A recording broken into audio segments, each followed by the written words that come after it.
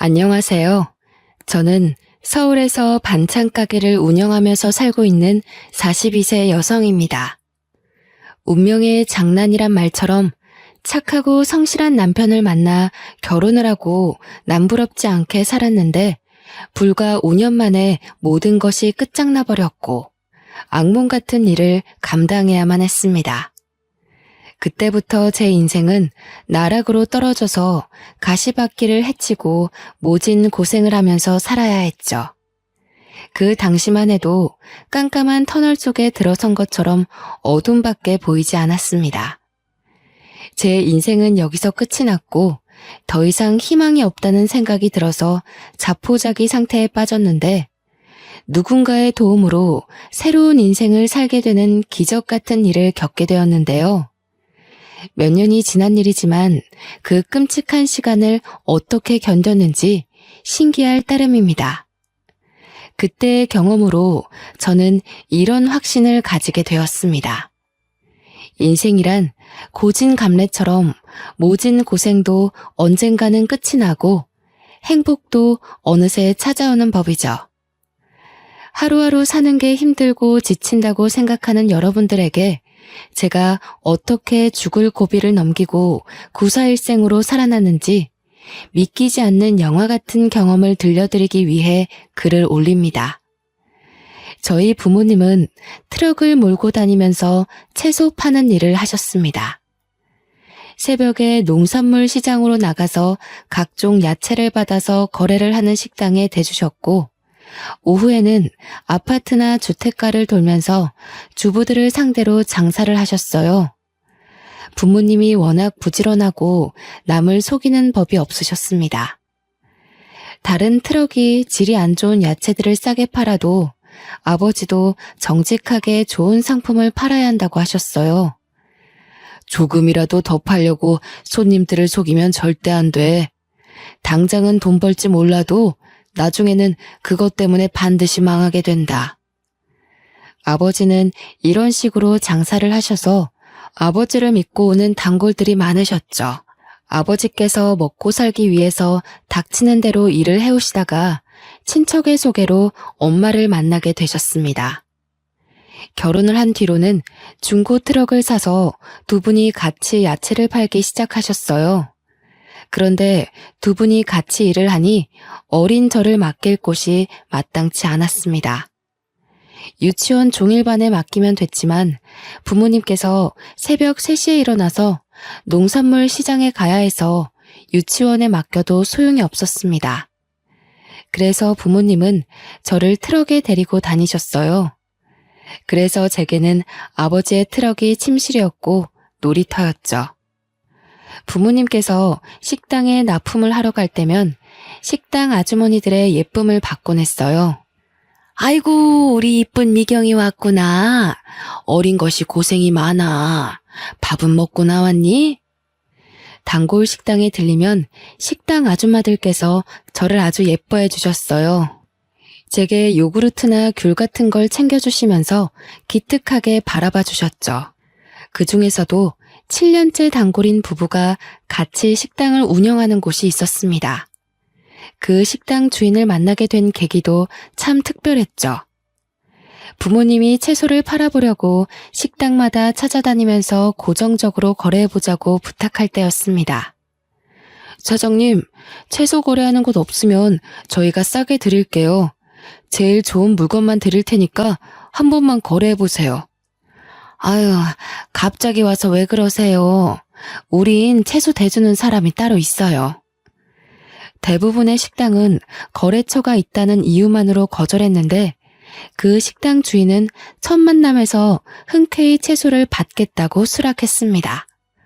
오, 안 그래도 거래처 좀 찾으려고 했는데 야채를 아주 좋은 걸로 골라오셨네. 좋아요. 계속 가지고 오세요. 주인 아저씨 말로는 시장에 직접 나가서 채소를 사고 있었다고 합니다. 마침 고정적으로 대주는 거래처를 찾고 있었는데 저희가 나타난 거죠.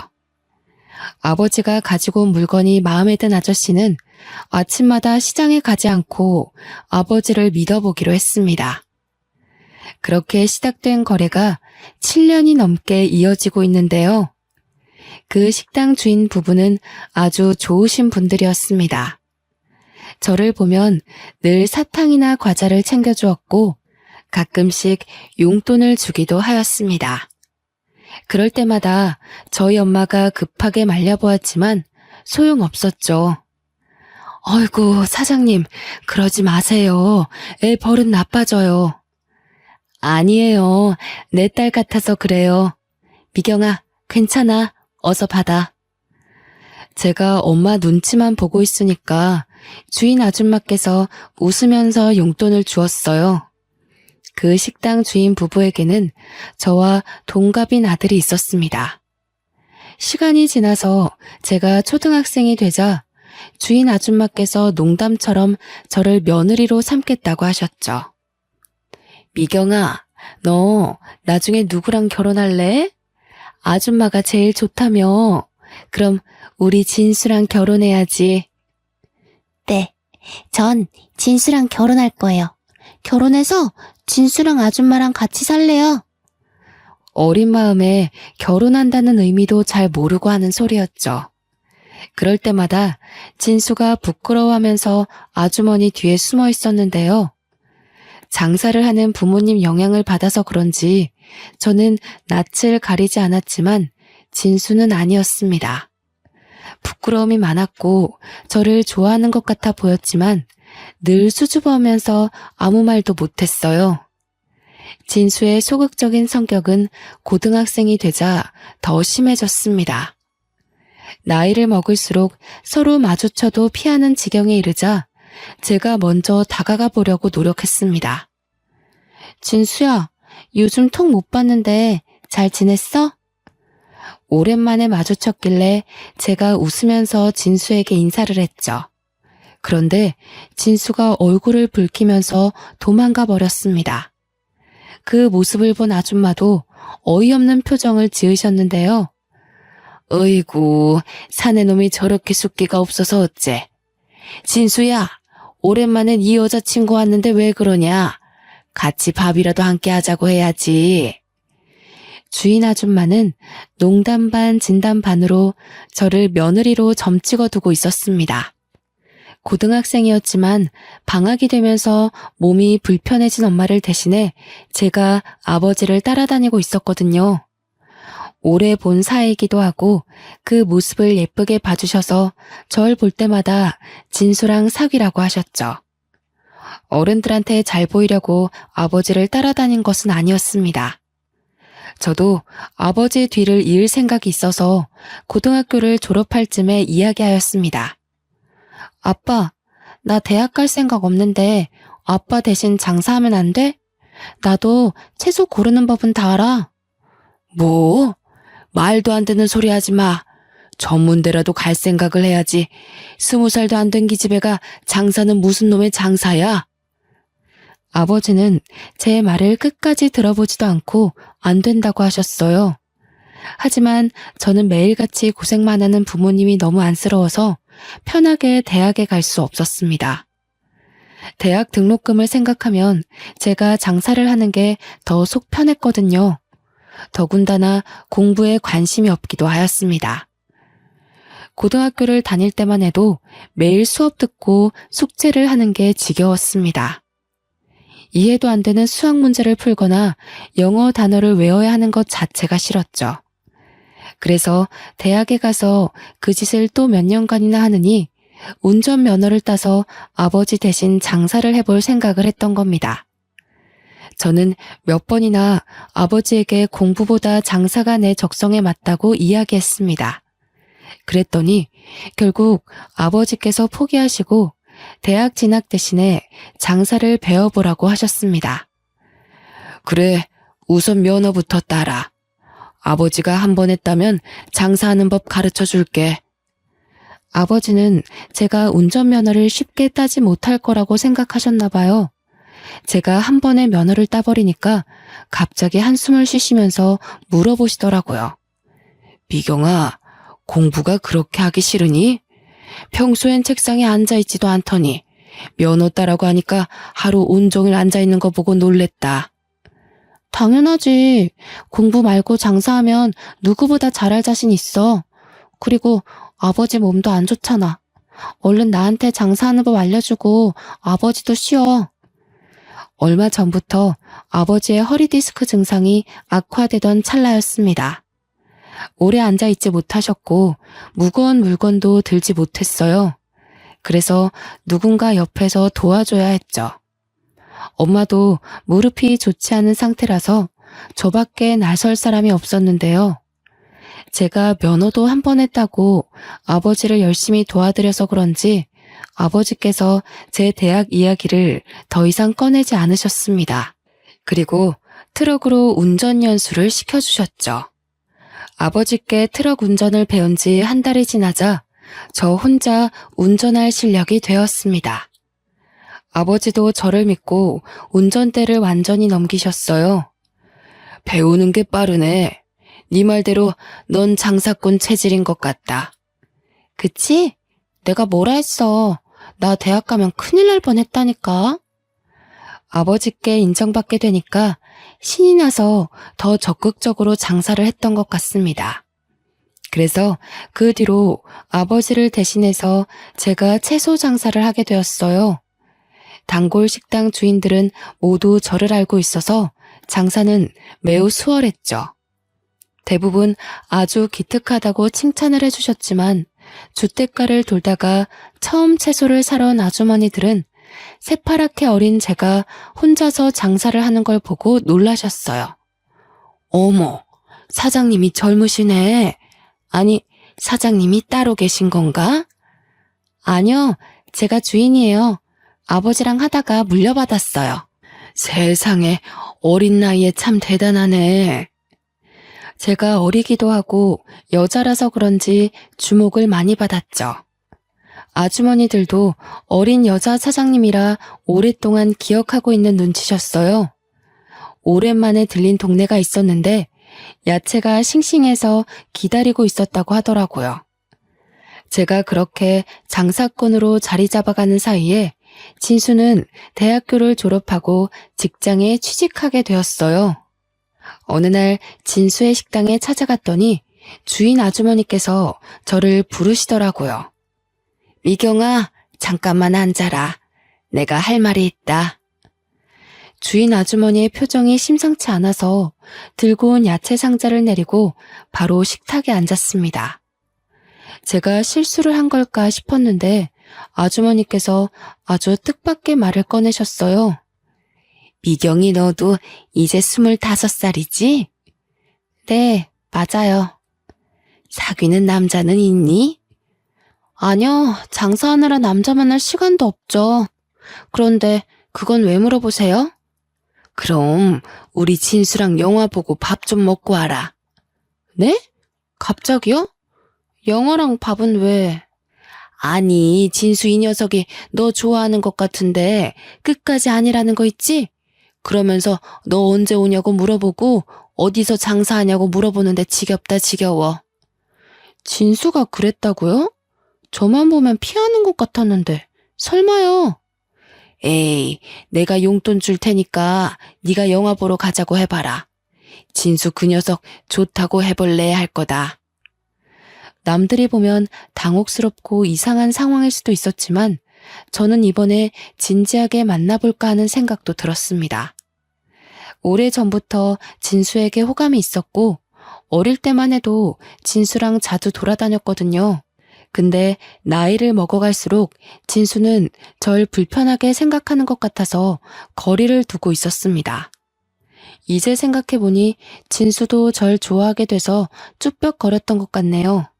그래서 저는 남편과 약속을 잡아서 영화를 보았고 본격적으로 연애를 시작하게 되었습니다. 정식으로 만나자는 말이 나오자 역시나 남편이 절 오랫동안 좋아하고 있었다는 말을 꺼내더라고요. 예전부터 너 좋아하고 있었는데 쑥스러워서 말 못했어. 내가 남자답게 먼저 밥이라도 먹자고 하는 거였는데 끝까지 못하겠더라. 남편은 호감을 가지고 있었지만 제게 말을 걸지 못해서 갈팡질팡하고 있었나 봅니다. 그 사실을 알고 있던 시어머니께서 다리를 놔주신 거죠. 저희들은 어릴 때부터 알고 있어서 사이가 급격하게 가까워졌습니다. 사귄 지 1년 만에 결혼 이야기가 나왔죠. 상견례 자리부터 결혼식 당일 신혼생활까지 더할 나위 없이 행복했습니다. 20년 넘게 알고 지내서 친부모나 다름이 없는 시부모님과 같이 사니 시댁살이가 아니라 제 친정에 남편이 들어와서 처가살이 하는 것 같더라고요. 제가 집안일이라도 하려고 하면 시어머니가 다가와 말린 적도 있었습니다. 아유, 방금 장사하고 들어온 애가 무슨 설거지야. 넌 가서 좀 쉬고 있어라. 설거지는 내가 하마. 아니에요, 어머님. 제가 할 테니까 어머님이 쉬세요. 네 시아버지가 보면 며느리 부려먹는다고 역정낸다. 어서 들어가서 쉬고 있어. 여자 혼자 장사를 하는 것도 걱정을 많이 하셔서 장사도 접게 되었습니다. 시부모님의 식당 일을 돕게 됐는데 장사 일보다 수월했어요. 저를 언제나 딸같이 챙겨주시는 것은 물론 야채 파는 일보다 돈을 많이 벌었으니까요.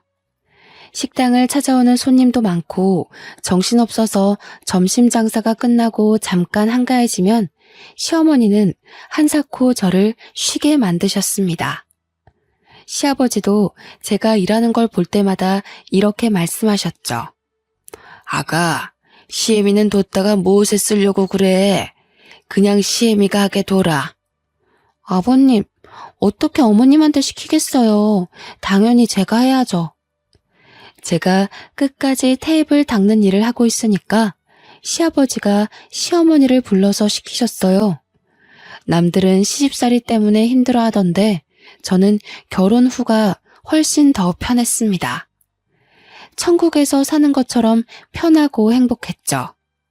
남편도 제 속을 썩이지 않았습니다.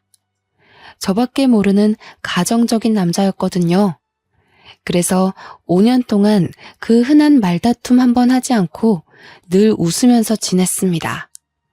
그런데 꿈 같은 결혼 생활도 금방 끝이 나고 말았습니다.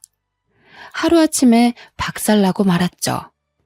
퇴근을 하던 남편이 교통사고를 당해서 허망하게 세상을 떠나버린 겁니다. 음주운전을 하던 승용차가 중앙선을 넘어와서 남편 차와 정면 충돌했다고 하더군요. 그 사고로 가해 차량 운전자도 목숨이 위태로울 정도로 크게 다쳤고 남편은 그 자리에서 사망하고 말았어요. 남편의 사망 소식을 들은 시어머니는 그 자리에서 혼절하고 마셨습니다. 애지중지 키운 외동아들이 세상을 떠나서 저보다 더한 충격을 받으신 것 같았는데요. 그런데 더 나쁜 일은 일어났습니다. 병원에서 겨우 의식을 회복한 시어머니께서 뇌졸중 증상을 보이신 것이었습니다. 말을 제대로 하지 못하고 오른쪽 편마비가 와버렸죠. 남편을 떠나보내고 정신을 추스를 겨를도 없이 시어머니까지 쓰러지자 하늘이 무너질 것 같았습니다. 하지만 저까지 정신줄을 놓고 있을 수 없었습니다. 아버님께 식당을 맡기고 저는 병원에서 숙식을 하면서 시어머니를 돌봐드렸습니다. 아버님도 식당 문 닫을 시간에 병원 앞을 찾아오셔서 제게 힘을 북돋아 주셨죠. 아가, 하늘이 무너져도 절대 용기를 잃거나 포기하면 안 된다. 같이 이겨내자. 식당 쉬는 날에도 병원에 들리셔서 제 손을 잡고 미안하다는 말을 하셨어요. 저와 시아버지는 용기를 잃지 않고 버텼지만 시어머니는 점차 힘을 잃어가고 계셨습니다. 아들을 잃은 후로 실어증에 걸린 사람처럼 말이 없었고 몸이 말을 듣지 않는 지경에 이르자 살아야겠다는 의지를 놓아버리신 것 같았죠. 결국 저희 어머님은 병원에 입원한 지 6개월 만에 돌아가시고 말았습니다. 어머님까지 돌아가시자 정말 눈물밖에 나오지 않더군요. 이제 의지할 사람이라고는 시아버지밖에 없었습니다. 그런데 시어머니 장례식을 치르고 보름이 지나자 아버님께서 놀라운 말을 꺼내셨어요. 안 사람도 죽었는데 네가 계속 내 곁에 있어봤자 뭐하냐. 너도 더 늦기 전에 재혼해라. 내가 좋은 자리를 알아놨다. 아니, 아버님, 그게 무슨 말씀이세요? 재혼을 하라뇨. 저는 아버님 모시고 계속 살 거예요. 아니다. 네가 없어도 나는 혼자 잘 살 수 있다. 괜히 너까지 발목 잡혀서 과부로 지내게 할 수는 없어. 네가 재혼 안 하면 혼자 남은 며느리 끼고 사는 고약한 시애비라고 욕할 거야. 그러니까 좋은 사람 만날 준비부터 하거라. 아버님께서 적당한 재혼 자리까지 알아놓으셨다면서 고집을 피우셨어요. 저는 싫다고 했지만 시아버지가 재혼식이 놓쳐서 나중에 후회하지 말라는 말까지 꺼내셨죠. 그 설득과 호소가 한 달이나 이어져서 저도 포기했습니다. 딱 한 번만 만나봐서 아버님 마음이라도 편하게 해드리려고 했는데요. 시장에서 반찬 가게를 하는 여성의 아들을 만나보았는데 생각보다 좋은 사람이었습니다. 전 남편과 다르게 적극적이고 말주변도 화려해서 시간 가는 줄 몰랐습니다. 그렇게 몇 번의 만남을 더 가지다 보니 재혼까지 하게 되었네요. 저랑 재혼한 남편은 아내가 먼저 세상을 떠나서 혼자가 되었다고 했으니까요. 그런 점들 때문에 마음이 잘 맞아서 재혼을 결심하게 되었습니다. 그런데 그 결혼 하지 말았어야 했습니다. 막상 재혼하고 나니 제가 생각한 재혼 생활이 아니었거든요. 시댁살이하게 된 첫날 어머님께서 저를 보자마자 식당 이야기를 꺼내셨습니다. 이혼 전에 식당에서 일해봤다며? 반찬이나 음식은 잘하겠구나. 네, 웬만한 건 돌아가신 시어머니께 다 배웠어요. 그럼 됐다. 내일부터 가게에 나와서 일 거들어라. 재혼한 뒤에 만난 시어머니는 다짜고짜 자기가 운영하는 가게에서 일을 시켰습니다. 시어머니가 반찬 가게를 하니 며느리가 돕는 건 당연한 일이었지만 시어머니가 저를 대하는 태도가 남달랐습니다. 며느리가 아니라 식모를 대하는 것 같더라고요. 게다가 시어머니는 힘든 일이 생기면 무조건 저를 불렀습니다. 오늘은 총각김치를 담아야 하니 무부터 다듬어 놓고 양념거리 준비해라. 시어머니가 운영하는 반찬 가게는 규모가 상당히 컸습니다. 장사도 잘 되는 편이라서 매일같이 김치를 담아야 했고 여러 가지 반찬거리를 준비하느라 채소를 다듬어야 했어요. 힘이 들어서 잠깐 쉬기라도 하면 시어머니는 금세 다른 일거리를 가져오셨습니다. 아니, 지금 퍼즐로 앉아서 뭐 하는 거야? 손님들 오기 전에 반찬들 담아서 포장해 놓으라고. 할 일이 많은데 너만 지금 쉬고 있어? 시어머니는 제가 잠깐이라도 쉬는 꼴을 보지 못했습니다. 매일 채소를 다듬고 만지느라 손에 독이 올라서 부르트고 물기 때문에 습진을 달고 살아야 했어요. 무거운 배추며 무 다발을 옮기느라 허리와 무릎에 골병이 들 지경이었습니다. 어떤 날은 종일 쪼그리고 앉아서 일을 하다 일어서는데 하늘이 노랗게 보이면서 현기증이 일어나서 쓰러질 뻔했죠. 병원에 가봤더니 빈혈이 아주 심하다고 했습니다. 너무 과로하시는 것 같아요. 적당히 쉬어줘야 몸이 버팁니다. 며칠 동안 푹 쉬셔야 할 컨디션이에요. 지금 쉬면 안 돼요. 가게가 한참 바쁠 때라. 이 몸 상태로 일을 하시겠다고요? 의사는 걱정을 했지만 쉴 형편이 되지 않았습니다. 제가 몸이 좋지 않다고 말해보았지만 시어머니께서 갑자기 일하시는 아주머니들을 전부 다 내보내는 거 있죠? 아주머니들이 갑자기 그만두게 되었다며 저한테 작별 인사를 하는데 눈앞이 아찔해지고 말았습니다. 그래서 아주머니에게 인사할 겨를도 없이 곧장 어머님께가 하소연했는데요. 어머니, 아주머니들 전부 다 내보내면 일은 누가 해요? 그러자 시어머니께서 어이없는 표정으로 저를 내려다보시더군요. 누가 하기는 누가 해? 네가 해야지. 멀쩡한 일꾼 놔두고 왜 돈 아깝게 사람을 쓰니? 안 그래도 자르려고 했는데 네가 하도 엄살 피우길래 며칠 더 데리고 있었던 거다. 그 말을 듣는 순간 정말 기가 막혀서 예의 차릴 생각도 들지 않았습니다. 그래서 평소랑 다르게 버럭 소리를 지르고 말았죠. 어머님, 정말 너무하세요. 가게 시작한 후로 빈혈도 심해지고 허리도 안 좋아서 쉬어야 한다고 했잖아요. 그런데 갑자기 이러시는 게 어디 있어요? 원래 의사들 말은 믿을 게 못 된다. 돈이나 벌려고 멀쩡한 사람 환자로 만드는 것들이야. 딱 봐도 아파 보이지도 않더만. 왜 엄살이야? 잔말 말고 어서 시킨 일이나 해. 시어머니는 제가 아프고 힘들어서 죽을 것 같다고 해도 꾀병 부리지 말라고 하셨습니다. 그래서 혼자서 산더미처럼 쌓인 야채를 다듬고 양념을 해서 장사 준비를 해야 했죠. 아침 일찍 가게 문을 열고 채소를 다듬을 때마다 눈물이 저절로 쏟아졌고 시아버지 생각이 절로 들었습니다. 결국 참지 못하고 시아버지께 전화드린 적도 있었는데요. 얘야, 많이 힘들지? 그래, 얼마나 고생이 많겠니? 그렇지만 여자들 시집살이가 원래 그런 거야. 참고 견디거라. 그리고 이제부터 나한테 전화하지 말거라. 내가 네 치납이면 어찌해주겠는데 나도 남의 집 사정 끼어들 수도 없다. 기댈 곳이 시아버지뿐이라서 연락한 건데 이렇게 차갑게 나오시다뇨. 제가 자주 연락드려서 그런 거냐고 조금만 전화하겠다고 사정해도 아버님은 차가우셨습니다. 그리고 며칠 뒤에 다시 전화를 해봤지만 없는 번호라는 안내 멘트가 나오더군요.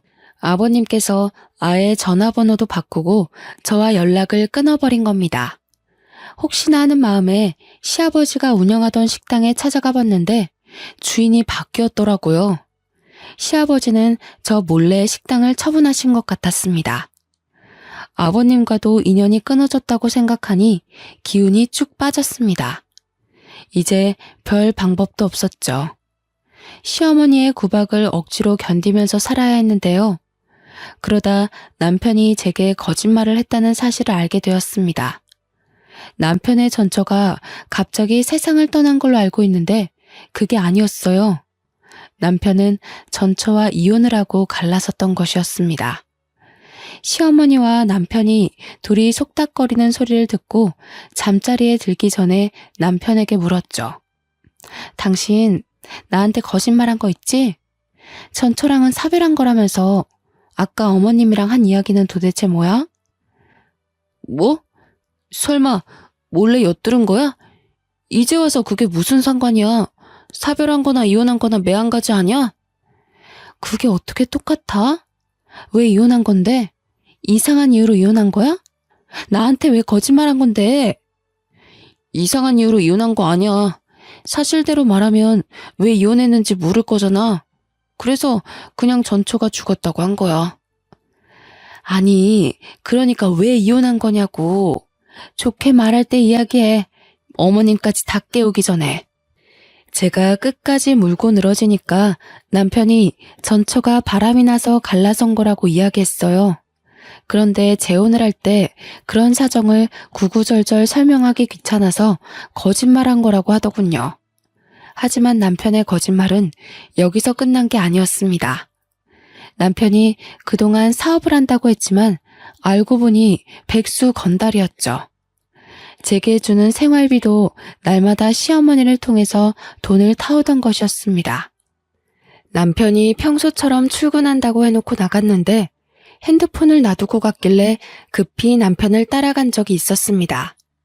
그런데 남편이 PC방에 들어가더니 안 나오더라고요. 혹시나 해서 따라갔더니 남편이 컴퓨터 게임을 하고 있었습니다. PC방 알바생한테 남편에 대해 물으니 단골 손님이라고 하더군요. 딱 봐도 일하러 간다고 해놓고 매일 여기로 온 것 같아 저도 참다 못해 폭발하고 말았습니다. 당신 여기서 지금 뭐 하고 있는 거야? 설마 매일 여기 와서 게임하다가 온 건 아니지? 내가 무슨 거짓말을 했다고 그래. 지금도 사업 준비 중이야. 여기는 어쩌다 한번 온 거라고. 그럼 나한테 말을 해야지. 당신 이혼도 그렇고 도대체 왜 날 속이는 거야? 백수면 백수라고 솔직하게 말해야지. 왜 사업가 행세를 했냔 말이야. 엄마한테 돈 조금씩 받아서 투자하고 있었어. 아무것도 모르면서 따지고 들지 마. 지금 그게 중요해? 날 몇 번이나 속인 거냐고 따지는 거잖아. 당신 이거 말고 속인 거 있어? 좋게 말할 때 다 불어. 아이고, 그래. 나 백수라고 다 떠들고 다녀라. 동네 사람들 다 알겠다. 나 백수라고 소문내서 속이 시원하냐? 조금만 기다려봐. 곧 준비하고 있는 사업 대박 나면 너 같은 것도 얄짤 없으니까. 남편이 저한테 삿대질을 하면서 오히려 큰 소리를 치길래 저도 목소리를 높였죠. 결국 알바생에게 쫓겨나고 집으로 돌아왔지만 남편은 나아지지 않았습니다. 1년이 지나도록 남편이 준비한다는 사업은 시작도 하지 못했는데요. 하지만 저는 매일 뼈 빠지게 고생하느라 날이 갈수록 삐쩍 말라가고 있었습니다. 제가 녹초가 되도록 몇 사람 몫의 일을 해낸 덕분에 시어머니는 시장을 벗어나서 건물의 1층에 반찬 가게를 열게 됐네요. 그러던 와중 단골 손님까지 생겨서 단체 주문을 받게 되었습니다. 저희 가게의 단골 손님 중에 부잣집 사모님들이 몇 분 계셨는데 김장철이 되자 사모님들이 단체로 자기들 김장을 시어머니에게 부탁한 겁니다. 무려 70포기의 김장을 해달라는 것이었죠. 시어머니는 그 주문을 기다렸다는 듯이 덥석 받아버렸습니다. 저는 당연히 아줌마들 몇 명을 동원해서 김장할 줄 알았는데 그게 아니었습니다. 갑자기 아무도 없는 가게에 저를 부르더니 김장 이야기를 꺼내더라고요. 김장 70포기 해달라고 주문이 들어왔거든. 내일 아침에 트럭 한 대가 올 거다. 배추랑 무 싣고 오는 트럭이니까 그 트럭 오자마자 바로 시작하거라. 어머님, 설마 그 많은 김장을 저 혼자 하라는 건 아니죠? 설마 하는 마음에 물어보았지만 제 불길한 예감은 맞았습니다. 시어머니는 아주 당연하다는 듯이 고개를 끄덕이고 있더군요. 김장 70포기 정도는 너 혼자 충분하잖아. 당연하게 사람 불러달라고 하고 있니? 전 어이가 없어서 입이 다물어지지 않았죠. 그 일을 혼자 하다가는 죽을 수도 있겠다는 생각이 들어서 얼른 정신을 차리고 소리쳤습니다. 어머님, 제가 일하는 기계도 아니고 그 많은 김장을 어떻게 혼자 해요? 전 못해요. 아니, 이년이 어디서 눈을 부라리고 대들어? 너 혼이 나야 정신을 차릴 거냐? 어머님께서 앙칼진 목소리로 고함을 지르더니 갑자기 제 뺨을 때렸습니다. 그 뺨을 맞는 순간 제 정신도 번쩍 들었죠. 왜? 이제 정신이 좀 드냐? 어느 집안 며느리가 시어머니한테 대들어? 한 번만 더 대들었다간 다리를 분질러 버릴 거야. 기가 막히고 분했지만 충격을 너무 심하게 받아서 눈물조차 나오지 않았습니다. 마음 같아서는 당장 짐 싸들고 친정으로 가고 싶었지만 그럴 수도 없었죠. 부모님 두 분 다 건강이 좋지 못해서 병원에 계셨기 때문입니다. 아무리 힘들어도 몸이 아픈 부모님께 상처를 주고 싶지 않았습니다. 그래서 몰래 눈물을 흘리며 잠도 자지 못하고 밤을 지새웠는데요. 다음 날이 되자 김장거리를 실은 트럭이 왔습니다. 날씨는 거의 한겨울처럼 매서운 바람이 불었죠. 저는 꽁꽁 언 손을 입김으로 불어가면서 배추를 다듬기 시작했습니다. 그런데 아무리 해도 끝이 보이지 않더군요. 이를 악물고 부지런히 손을 눌려봐도 배추가 줄어들지 않았습니다. 몸은 점점 아파오고 손이 얼어붙어서 감각이 점점 없어지고 있었습니다. 그러다가 무거운 양동이를 들어 올렸는데요. 그 순간 눈앞이 캄캄해지면서 의식을 잃고 말았습니다. 겨우 정신을 차리고 눈을 떠보니 병실에 누워있더라고요. 제 옆에는 낯익은 분이 앉아 계셨습니다. 온화하면서 따뜻한 눈빛으로 쳐다보길래 순간 누군가 싶었죠. 멍하니 그 얼굴을 바라보고 있는데 순간 시아버지라는 생각이 들었습니다. 아버님. 아가, 이제 정신이 드냐? 3년 동안 연락이 끊어져서 무척이나 반가웠어요. 그땐 저를 차갑게 내친 것은 기억도 나지 않고 말도 없이 사라진 것도 떠오르지 않았습니다. 그저 아버님을 만났다는 생각만으로 기운이 나서 시아버지의 손을 꼭 잡았는데요.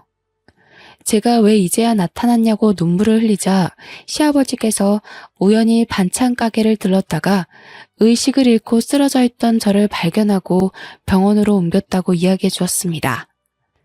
그래서 저도 모르게 그동안 당했던 일들을 다 이야기해 버렸습니다. 아버님께서 제 이야기를 듣고 가만히 고개를 숙이고 있더니 몇 번이나 한숨을 내쉬더군요. 정말 막대 먹은 사람이구나. 며느리한테 이런 짓을 하다니. 난 그것도 모르고 이제 남남이라고 내쳤으니 말이다. 널 볼 면목이 없다. 시아버지는 제가 어떤 취급을 받으면서 지내는지 나중에 알게 되었다고 하셨어요. 재혼해서 잘 살 거라고 생각했는데 단순한 시집살이를 넘어서서 못된 시어머니와 백수건달인 남편을 만났다는 사실을 알고 급하게 저를 찾아오신 거였죠. 정말 미안하다. 믿을 만한 사람이라서 너한테 소개시켜 준 건데 이렇게 될 줄 몰랐다. 멀쩡히 잘 사는 애를 괜히 재혼시켰다. 내가 잘못했어. 아버님께서 눈물을 흘리시길래 저도 같이 눈물을 흘렸습니다. 그날 하루 온종일 울었던 것 같네요. 시어머니는 다음 날이 돼서야 병원에 오셨습니다. 그리고 제게 김장 걱정부터 꺼내는 거 있죠? 아니, 세상에 김장하다 말고 퍼질러 누워있으면 어쩌자는 거야? 보니까 멀쩡하네. 당장 일어나서 김장하러 가. 그때 잠깐 병실 밖에 나갔다 들어온 시아버지께서 시어머니를 보셨습니다. 저를 다그치는 모습을 보고 대뜸 소리를 치기 시작했죠. 김 여사, 지금 뭐 하는 거야?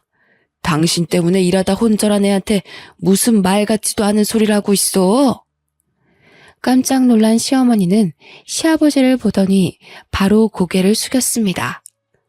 아이고, 건물주님이 여길 어떻게 오셨어요? 건물주라니. 시어머니가 아버님께 쩔쩔매는 걸 보고 깜짝 놀라고 말았습니다. 시어머니가 하는 말을 들어보니 아버님께서 저희 반찬 가게가 새 들어가 있는 건물 주인인 것 같더군요. 당신 그렇게 안 봤는데 인간이 아니구만. 당장 내 건물에서 나가. 아이고, 제발 살려주세요. 저희 며느리 생각해서 싸게 세주시기로 했잖아요. 계약서 썼으면서 왜 그러세요? 시아버지의 불호령에 시어머니가 사색이 돼서 싹싹 빌었습니다. 시어머니가 유독 아버님께 약한 이유가 있었습니다. 아버님께서 월세만 싸게 해주신 것이 아니라 시어머니에게 돈까지 빌려줬더라고요. 아버님이 5천만 원짜리 보증금을 대신 내줬는데 시어머니는 몰래 저를 못 살게 굴었던 거죠. 아버님은 은혜도 모르는 년이라고 시어머니를 건물에서 쫓아내겠다고 하셨습니다. 물론 5천만 원도 당장 달라고 소리치셨는데요. 어머님이 그 소리를 듣고 허리를 몇 번이나 숙이며 사과를 하고 있었습니다. 아유, 죄송합니다. 며느리가 꾀병 부리는 줄 알았어요. 다 나을 때까지 설거지도 안 시킬 테니까 이번만 어떻게 봐주시면 안 될까요? 그럼 지금 가서 김장 다 하고 오세요. 그러면 쫓아내진 않을 테니까. 네? 그걸 어떻게 혼자서 해요?